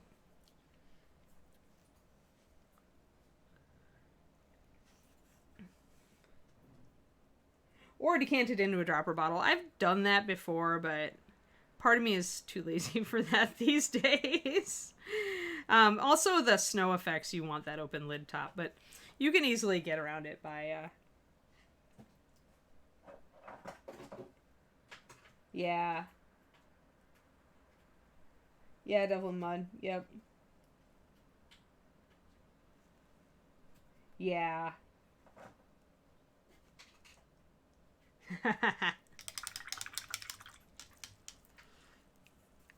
Yeah, the only thing I don't like about Games Workshop's paint line is really that it's they're going to hand you a fish, they're not going to teach you to fish, right? Because they want to sell you all of their associated products. So they can't teach you how to get the most mileage out of, one or two things. Instead, they want to convince you to buy 100 things. And if you like that sort of thing, like if you like having every option, then awesome. But, you know, I also like to just teach people how to fish. And that way they don't have to, like, have to reach for a unitask or tool for everything. So that's the problem that I have, and the way I'll explain kind of what I mean by that, which is that, you know, they're giving you a paint for a base coat. They're giving you a paint for a dry brush. They're giving you a paint for... They're being very specific about everything. When in reality, if they gave you one paint and just explained how to build a wash, you know, and how to use it for dry brushing, you know, like they used to, that stands you in better stead as a hobbyist, I think. You know, you learn a lot more about paint consistency then.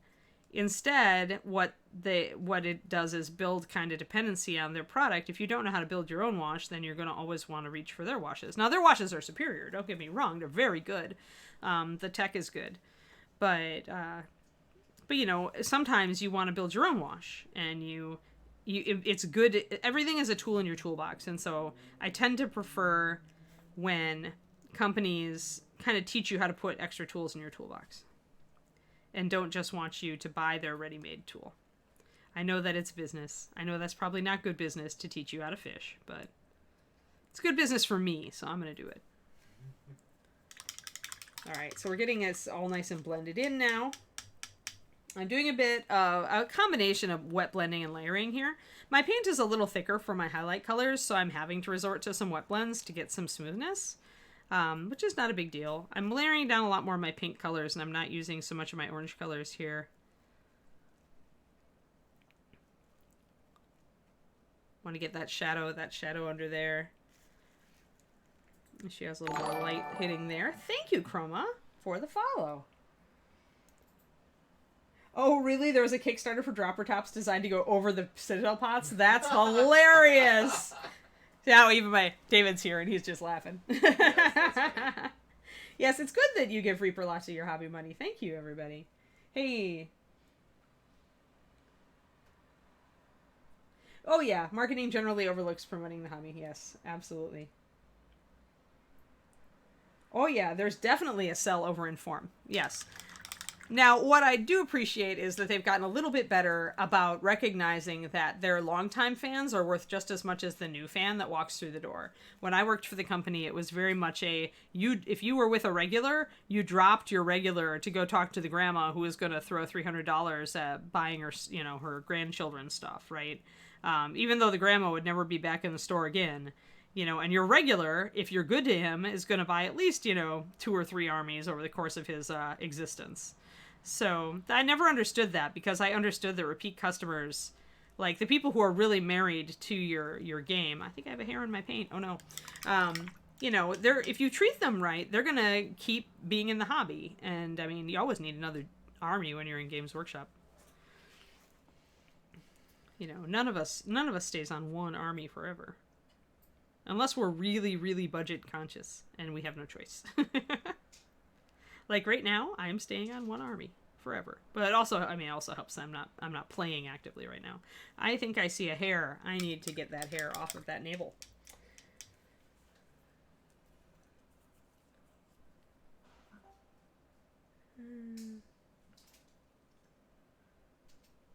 Oh, that's kind of sad. Lord Furious. We have a really good guy in Denton. I no longer live there, but Brett is a great game store manager. Like I hope GW appreciates him, because he really is excellent, and he always knows what's coming, and he's always prepared. I think probably the quality of manager does vary. Yeah, exactly. Yeah, it's all about... You have it right, Nosferatu. It's all about what works for you, right? I'm going to try to take this hair off. It's going to be bad. Fraught with peril, guys. Fraught with peril. Can we do it without killing the paint job? It's like scraping really lightly. That might have gotten it. The key is to like scrape with the edge of the knife. Oh, I made a hole. All right, well, we can fix that. How do we fix that? We take some of our globulous paint from the edge of our paint puddle and fill in the hole. And we kind of blend it in around the edges. Globulous paint's a little bit thicker. You know, it's the paint that's drying at the edge of your paint puddle. And then we can disguise the hole. And and as I add more layers of paint over it, I will disguise the hole more. Yeah, I think there's a lot less of that regional muckety mucks these days with GW.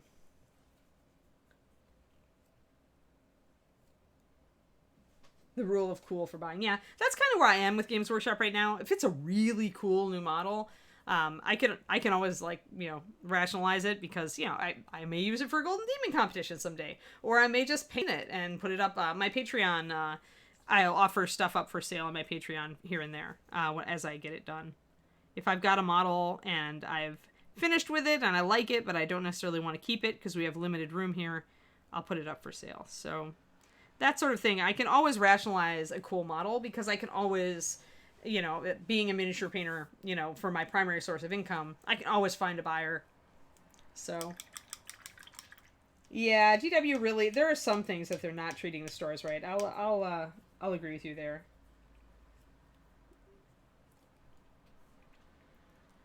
Is it Kake Fisk? Or Cake Fisk? It might be Cake Fisk. I'm going to call you Cake. Yeah, you can paint it or use it for D&D. Yeah, that's a great point. I mean, especially if it's one of the fantasy models. You've joined the Wapellian Cult of Oil. Alright, good for you, Nosferatu. I'm getting there. We just purchased one of James's oil pieces that he did on stream. So once that comes here, I will have it at close range to be able to examine and glean all his secrets. Not really, but, you know. I worked with oils a long time ago, so it's going to be a big relearning curve for me. But it could be fun, so...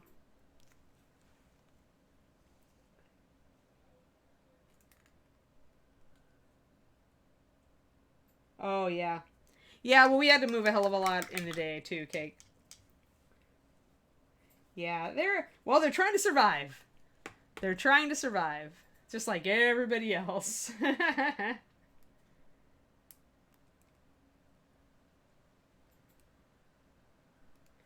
Oh, that would be cool, Acid Burn. A Fallout campaign. That could be really cool. Yeah, game stores do have it tough these days. I'm really sad that our really local one closed. Like, now we have to figure out where our next closest one is. It makes it less likely that I'll actually find anybody who wants to play 40k. Which is probably good for me, you know, on the short term, because I do need to focus on other things, like, you know, finishing things for Patreon and commission work and things. But I do have some me time for painting, so... These days, I'm just distracted by a bunch of really awesome busts, and unfortunately we have several Kickstarters that we've dropped money on lately for, not for gaming figures, but for big, like 75mm models. So I'm blocking in some more here. I need to remember, though, that I have a lot of shadow on this side, so I need to force myself to get darker here. That's where the zenith, you just gotta not get in the automated zone where you're used to just highlighting everything that sticks out. You gotta keep your lighting in sight. So now what I'm gonna do is I'm gonna actually punch the highlights on this side of the chest. I'm gonna drop a lot of water into my orangier colors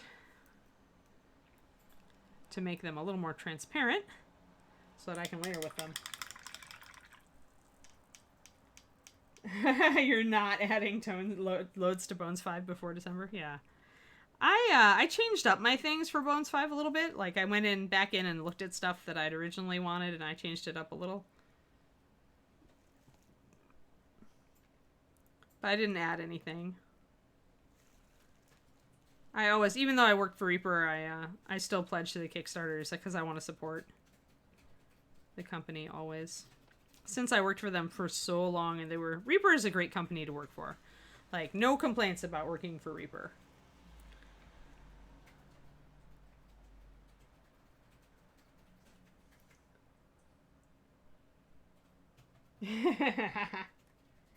That's funny. Mob Rock. Trying to save up for Bones 6, but keep adding stuff to Bones 5. Yes.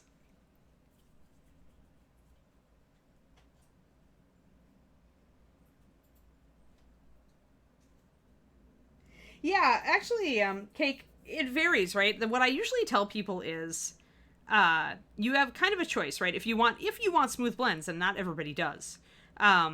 But you can, if you want to use colors that are really close together, you don't really need to thin that much. But if you want to use colors that are actually pretty far apart, then usually you need to thin to get a smooth blend. Or if you don't want to thin at all, just wet blend. You know, blend your two colors together while they're wet, which I've been doing a lot of on this stream. And then you can get nice blends without really even worrying about it. I've realized that I do a lot of spot wet blending now as a normal course of action on my models. It's a technique that weirdly I never counted really as a technique you had to have, wet blending. But it is really useful.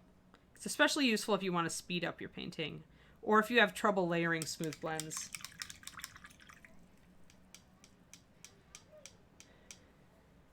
Oh yeah, Kickstarters, yep. Yep.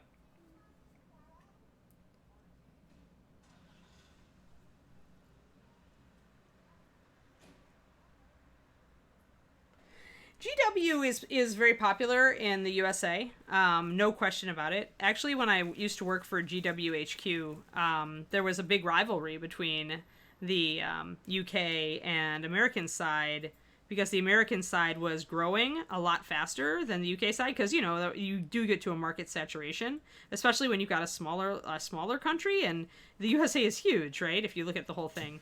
So there was definitely a rivalry about that. But yeah, GW is very popular in America. I think lately, I'm trying to think if they're more prevalent now. Like, they closed a lot of their mall stores, and they used to get a lot of new people into the hobby that way. I'd be interested to know, like, how the hobby shrinks and grows over the last, you know, period of time. Just because we used to get a lot of new hobbyists in from those mall stores that they don't have anymore. So, but then malls aren't a thing anymore. So I guess it depends on the online communities, right? Are what's probably pushing GW now. And helping to grow, like, people, word of mouth, people who play telling their friends about it, that sort of thing. I'm not sure, like, what is the new business model to really promote in this day and age? How do people get in, right? How do people get into GW? Are they dragged by their friends?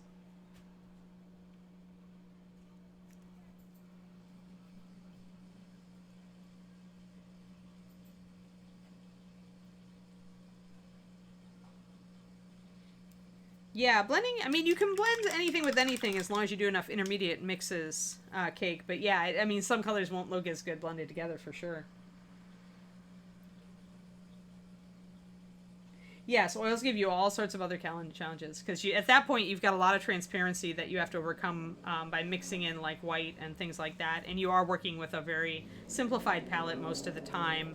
You know, like here, I was blending... So, like, my entire skin tone gamut goes from this blue, which is almost black, all the way up to this kind of golden color, and I'm just leveling it up. So I'm making all these colors blend together because I've got all these intermediate mixes, but, you know, I can also just do, like, a quick wet blend, say, between this and this to get these colors if I want to, or I can layer. And so it varies. But I really like smooth blends, and so I spent a lot of years trying to get better at them. There we go. We'll get close up again. This is getting better. I like this. All right. Oh yeah, Twitch too.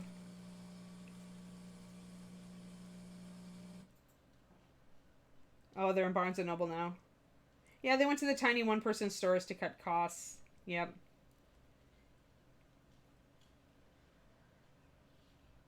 Yeah, that makes sense, Fan.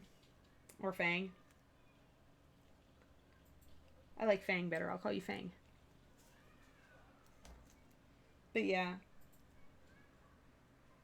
Oh, I don't like the Space Marine aesthetic too, Fanged, except the Space Wolves are the exception. I like the Wolves. Can't deny it. I like Vikings in space. But otherwise, I agree with you. I'm not a Space Marine fanatic. I've played almost all Xenos. Like, Space Wolves were my only army that I ever owned that were Marines.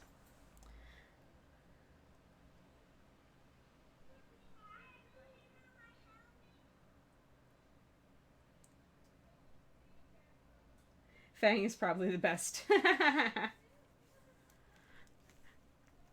Fang is a cool name. Well, we're almost... Oh, I've gone over. Dang it. I've gone over on my stream. I usually have to end around 4 because my old dog needs to go out around this time. But she is crashed. So I'm going to put just a little extra highlight there. Bringing it up toward the yellow now. You'll be able to see a lot more color once I block in some of this other crap on her. I think I am going to go blue. I might go similar to her color scheme on the box art, but I wasn't originally going to. Let me look at it. Yeah, they went more teal with it, where they're definitely going blue up to, and they aren't doing, they're keeping a lot of gold in it. And I think I want more blue. I think I definitely want more blue. So once I block in a lot of that, the skin tones will start to come together a little bit better. Wolf, wolf, wolf, wolf, wolf. Yes, exactly. D4chan's Space Wolf's write-up is the best. Ungulant, thanks for the follow. Yeah, so I will start to wrap this up just in case my old dog wakes up, because when she has to go, I have to rush her out. Probably, sometimes with very little ceremony. But thank you, everybody, for the follows. I stream normally on my own channel every Tuesday and Wednesday at about 4:30 p.m. Central Time, USA time. And I also do Reaper's Show, Pro Tips, in the mornings, which is 11:30 a.m. Central Time, which may be actually at a pretty good job for those of you, pretty good time for those of you in Europe to tune in. And I talk about a lot of the same stuff. I'll talk, I'm doing a lot of non-metallic metal. Here, let me show you guys, actually, since a lot of you are new. Let me show you what I've been working on Reaper lately. So, sit, stay, Valkyrie. So we're working on Giant Fire Giant Guy. This is what we're doing on Reaper. And I'm going to be working on him again tomorrow. I usually swap back and forth between things. Like, he's got a bottom that isn't painted yet. But lately, I've been working a lot on his bracelets because people were giving me crap for not doing the bracelets. So yeah, so this is the guy I've been working on for a while. I usually pick topics and fly around a lot on Reaper from day to day. But yeah, I want to get this bracelet all figured out. So I'll be doing this again tomorrow. I was working on the non-metallic metal today. So yeah, if you can, tune in tomorrow morning on Reaper, twitch.tv/Reaper Miniatures if you want to. And otherwise, yeah, I'm Tuesday, Wednesday right now on this channel. I'm thinking about adding a Thursday that's more focused on D&D, where I paint D&D characters. And we actually stream on the D&D category, because I noticed that they don't have a lot of miniature painters on there, and I kind of would like to go over. It's a cool category, so. Yeah, Space Pigs. I love it when people make up their own chapters. I think it's hilarious. It's fantastic. Alrighty. Yeah, sure. I'm glad you guys enjoyed the stream. I was throwing out a lot of info, and there's a lot of random chat, of course, like any Twitch stream. Yes, I can't wait to get my miniature from you, Nerd House. I'm very much looking forward to her. She's going to totally distract me from stuff. Oh, our air conditioning is angry. Alright, everybody. I'm going to take out Ye Old Dog. And thank you, everybody, who tuned in. And hopefully I'll see you next week, or tomorrow on Reaper if you want to. But thanks for tuning in. You guys have really helped my Twitch numbers today and all my follows and everything. It's just thrilling. Thank you guys for sticking around so much. And yeah, I'm Anne, and hopefully we'll see you in the future. Yes, definitely throw a follow in there. Awesome, awesome, awesome. You forgot to chat, Twisted Oma, because you were so interested in what I was doing. Yes, yes. So she's definitely still got dramatic light going on. So I'm good so far. I need to keep it up.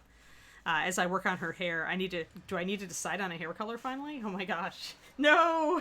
Indecision! Yes. Oh, do we want to raid anybody, guys? Is there somebody cool on? Hold on, let me look.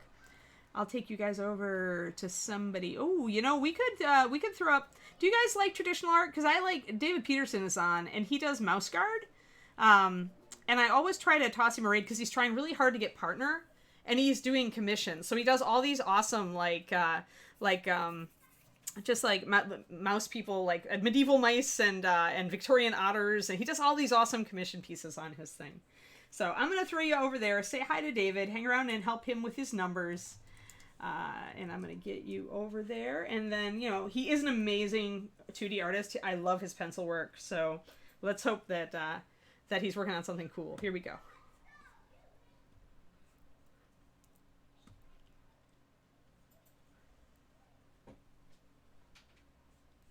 We are raiding. We are getting it. There we are. And boom. Boom!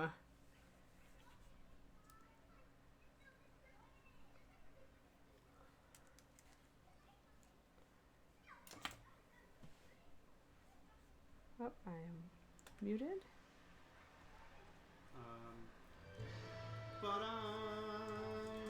Wow! Painting Big is rating with a huge rating party of 92. Hello and welcome, Raiders. You had a really good turnout today. My name's David. Sky Daddy rated me. She's the body artist, the body painter. Cool. Sky rated me with like 170. Nice. Yes, it helped my numbers. We appreciate you guys stopping by. Painting Big. What was the painting assignment today? What were you guys working on? Thank you for all of those follows. Yeah, I stream Monday, Wednesday, and Friday. If you're new here and want to follow me,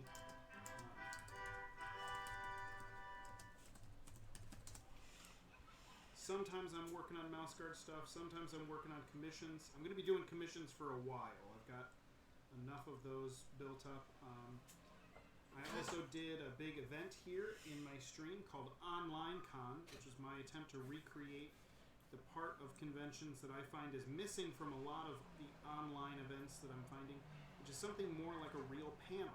Not just a conversation, not just a group kind of gathering, but a real panel. There have been some of them that have been doing it better.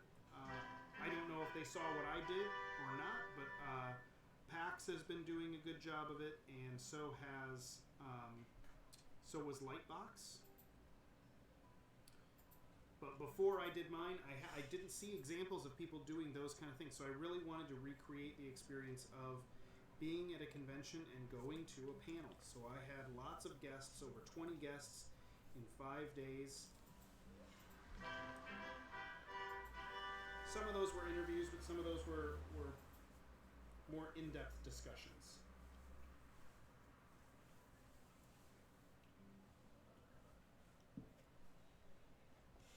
Yes, there is a role-playing game system for it.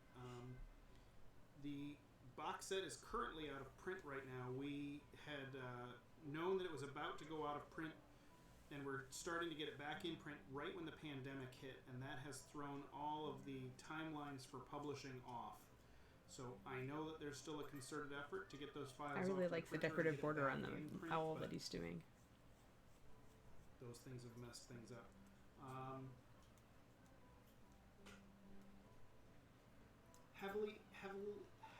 Heavy influence from Redwall, Wind in the Willows. More Wind in the Willows than Redwall, actually, believe it or not. I had started working on mouse guard stuff in the 90s when a friend of mine handed me the first Redwall book, and I was like, oh no, look at that, somebody's doing this. And I read the first few books. They were really good, they were really enjoyable, and I went, okay, well, I guess there's no need for me to work on mouse guard, so I kind of shelved mouse guard for a number of years. Now, part of that is I was still a college student. It's not like I was, out in the workforce looking for a job. I had lots of other things I could and should be doing.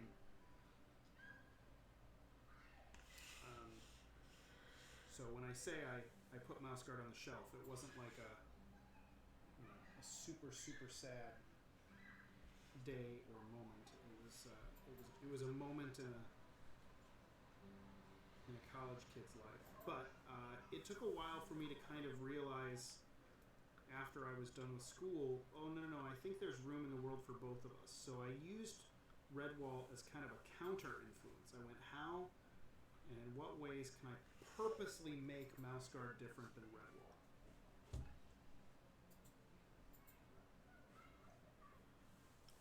That's interesting. I'm glad they brought that up. Obviously, it's going to be different anyways because mine's going to be a graphic novel as opposed to prose. Brian Jakes and I are different storytellers. But then I thought of some specific things that I wanted to handle differently than Redwall.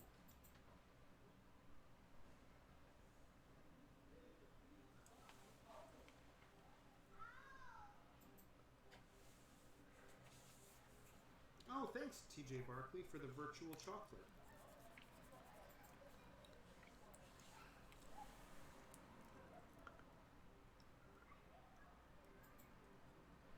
I was just talking with one of the other people here in the chat. They were asking a question about the origins of Mouse Guard, and Shane McInnes was one of our moderators was gracious enough to post a link to the creator commentary for the first issue of Mouse Guard on my YouTube channel. Shane, if you can post that link again, that would be great. I answer a lot of the questions about kind of the origins of Mouse Guard, like why mice, where did it come from, what other ideas did I have, how did I get it published, as well as actually going into that first issue. And in that video, you can actually watch along as I go page by page and panel by panel with all the ins and outs of why this, why not that, how did I do this, how could I have done this better, looking at hindsight. So if you're interested in those kind of things, that's a great resource, that video. Thank you for that follow.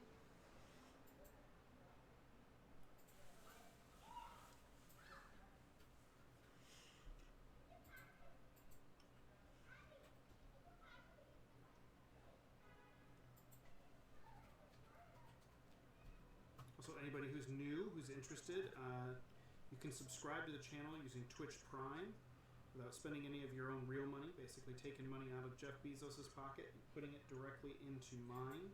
And you get some cool Mouse Guard I emotes. love him. There's a reason I'd raid David.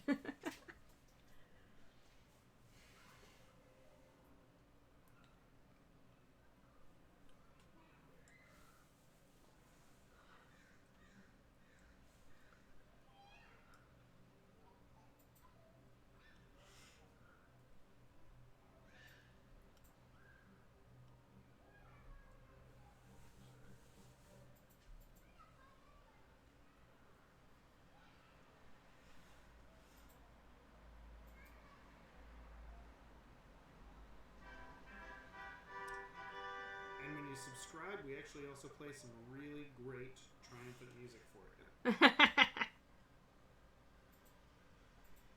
I don't have any triumphant music for my Celebrate our following. subscribers here. I just have the Happy Zombie George. There was a movie in the works, yes. But yeah, that's another story. It was canceled, unfortunately. While it was being just starting to be filmed. About 2 days worth of filming had happened. Movie was fully cast. Script was done. Most of the visual development was done.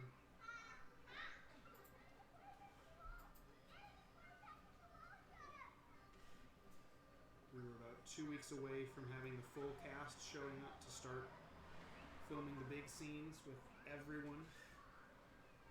And due to Disney purchasing Fox, Disney was able to pull the plug on Fox's project of it. So rights are tied up, and it's unfortunate. And there's lots of great video out there of what we were able to accomplish, including an AMA that I did here on the stream, where I showed some of the work and talked about kind of why I thought we got canceled and ways that we could move forward. That was a while ago, and nothing's really happened. So anything that I'm talking in that video about, like, here's what could happen next, didn't happen.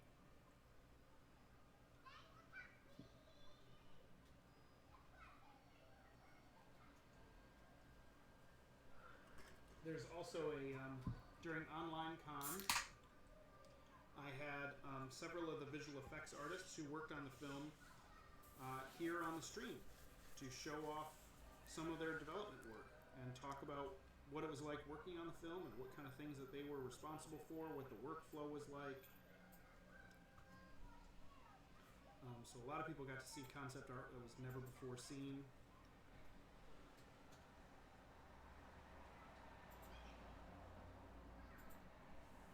That video is also archived here on the stream. It's if you go to my videos page, you'll find Online Con, and I believe that was Online Con Day 4.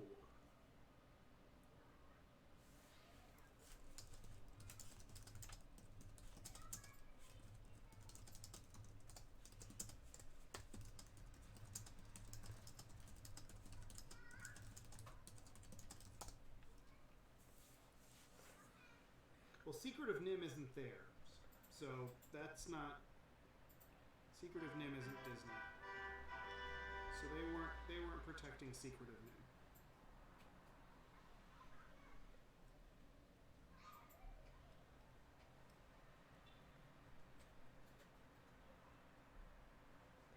Nim. Nim is too dark for Disney.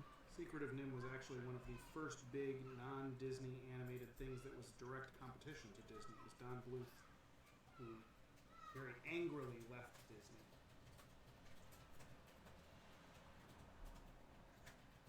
Yeah, I mean, it was going to be coming out through Fox. I go into why I think it's about how they wanted Fox spending their... One, it was a little bit of like a...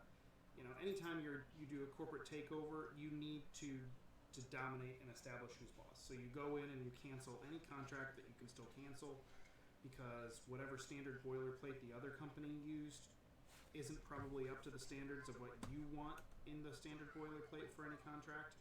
You don't want to have to honor contracts that your company didn't actually elicit.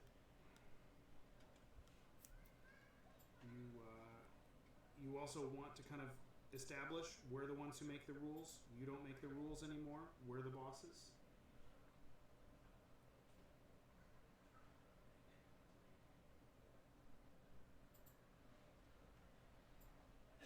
So there's all of that, and then there's just the where they wanted Fox spending their money. This was a big budget,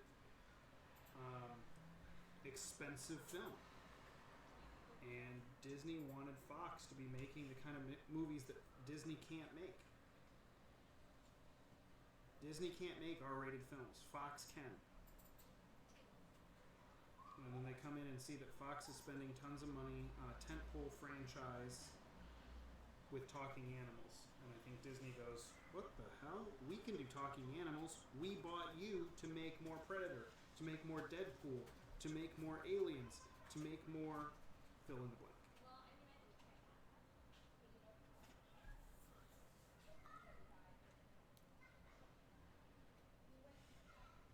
If we want you making films, we want you making the kind of films we can't make.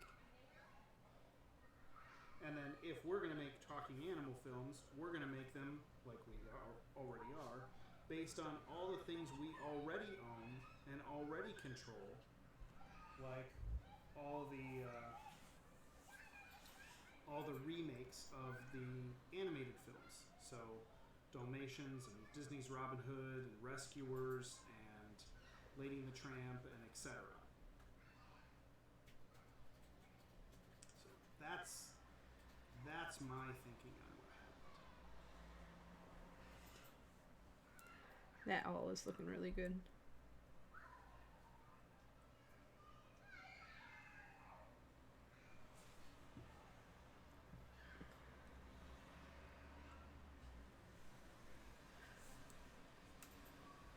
Yeah, Weta was actually doing the special effects for Oscar. Oh, I didn't know that. Mouse Guard was a lot bigger budget than I thought it was.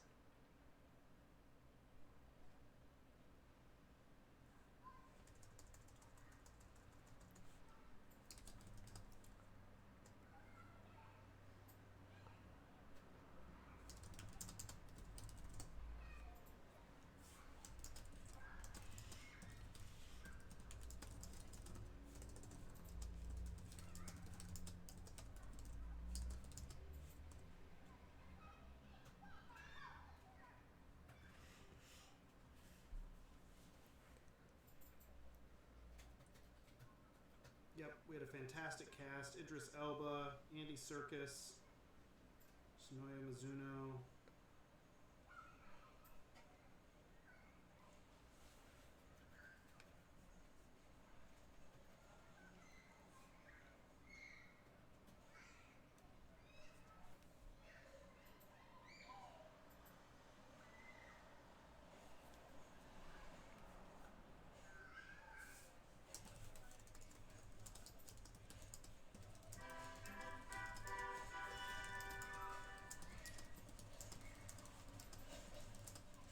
Painting Big, thank you. The music that you hear during OnlineCon is actually music that was preliminary music being composed for the Mouse Guard film by John Paisano.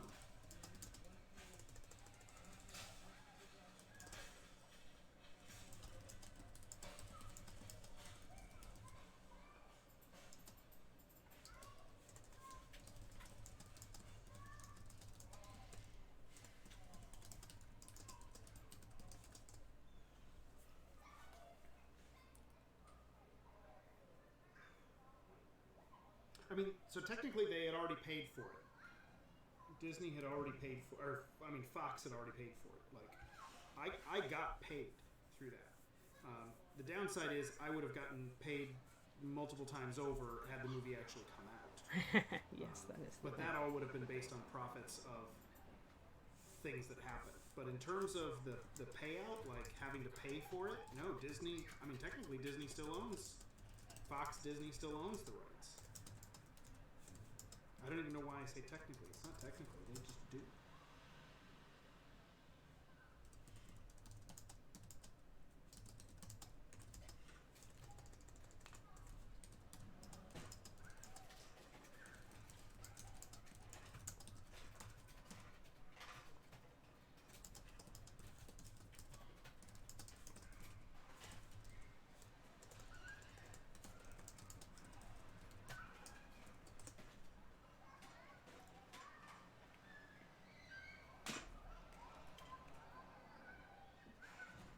I hadn't realized that Weta was involved with Mouse Guard movie. Who has the rights to the soundtrack? So, I don't know. I'll tell you what. I got that music off of a SoundCloud for John Paisano. That's his private SoundCloud. Now, I say private. It's not like I had to use a password or anything. But it's not his publicly facing one. It has one song on it or two songs on it. It's called Liam Destiny. And as far as I know, it's the only